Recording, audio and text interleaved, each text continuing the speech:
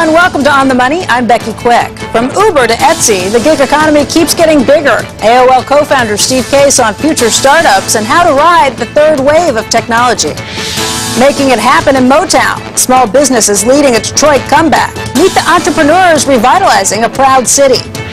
I wouldn't be anywhere else. Detroit is my favorite place in the world. Filed your taxes yet? The IRS deadline is Monday. We've got the tips you need to stay out of tax trouble. And thinking about selling your home, we have the best month and even the best day to list it. On the Money starts right now.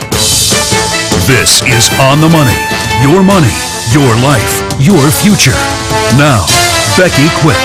We begin with the gig economy. The flexibility to accept individual gigs and the freedom to work on your own schedule. That's the promise of the on-demand apps like Uber and Postmates.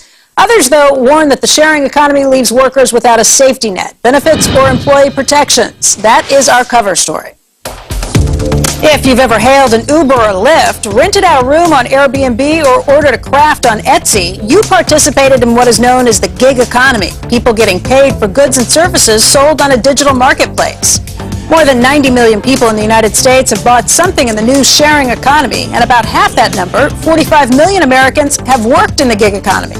For most people, it's a way to earn extra cash, but up to 15 million Americans say it is a major source of their income. We see about the top 10% of our workforce doing this full-time. They're picking up 2 to 3 jobs a day.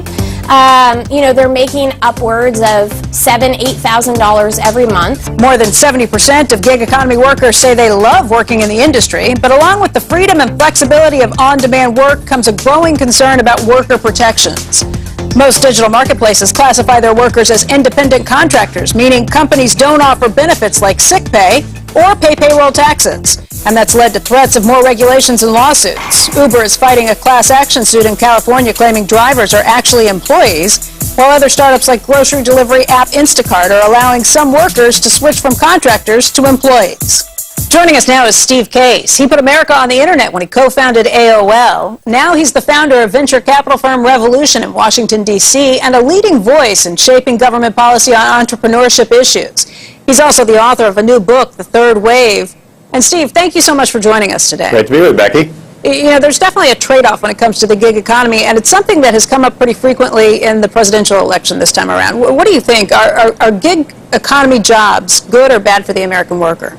They're good. As you said in your piece, it's not just about the gig, it's about giving people more flexibility. And it's not just flexibility for the consumers to book the service they want more conveniently, but also the flexibility for the people working. We've seen this for more than a decade in sort of the white-collar jobs. People who are teachers, for example, might tutor. People are lawyers and become moms. Maybe they can do some legal work on the side. We're just now seeing it broaden and give that same opportunity to people in other fields, whether it be driving cars or cleaning houses, other kinds of things. So I think overall it's a great thing to give them that flexibility. But at the same time, it is a new concept. One of the things I talk about in the book is how work itself is changing, and we need to make sure policies reflect that change. And there's discussion now underway here in Washington about what the right balance is between providing this flexibility to people while also providing sort of a safety net. What is the right balance? I guess that's the huge question. How do you get policy right if you're in the government looking at this very changing workforce? Well, first of all, you need more dialogue between the innovators and the policymakers, and that's been lacking on a lot of different issues. And this particular issue, there actually is a lot of discussion. There's some bills now being discussed in Congress. I'm on the National Advisory Council on Innovation and Entrepreneurship. This is an area of focus. So it will take some time to work through all the issues. My guess is what will happen is there will be some benefits that are more portable and more modularized that are offered. Maybe when you take an Uber car, there's a slight additional fee associated with it, and that goes into a bucket that provides some of these benefits, worker comp and other kind of benefits. So, but I think it'll take some time. This concept didn't exist 5 years ago. Now millions of people are part of this flexible economy. Tens of millions of people are part of the freelance economy. So we need to recognize that the nature of work itself has changed. I think that will accelerate the third wave, and that will put more pressure on policymakers to keep up with the innovations. All right, let's talk about the third wave. That's the title of your book. And you kind of lay out these 3 waves of the internet. The first one where companies like AOL really built the foundation for the internet. Second wave was you had social companies that were coming in, you had mobile applications that were taking off. Now we're in the third wave, and what is that wave? the third wave really is integrating the internet in seamless and pervasive ways throughout our lives. And I think it's going to change the nature of work, as we've discussed. It's also going to change how our kids learn in classes, how we stay healthy, how hospitals and doctors work. It's energy, transportation, even the food sector, I think, is going to change. And we've seen some disruption in those sectors in the first wave and second wave, but frankly not that much. And I think we're going to see a lot in the third wave. But the reason I wrote the book, I think it's going to require a different mindset and a different playbook, whether you're an entrepreneur starting a company, whether you're a big corporate executive trying to understand what's happening in this future, whether you're a policymaker, or just a worker, a citizen trying to figure out where the world's going and how do you position yourself and your family to be part of that future. How do you do that? What is the mindset we should have in mind?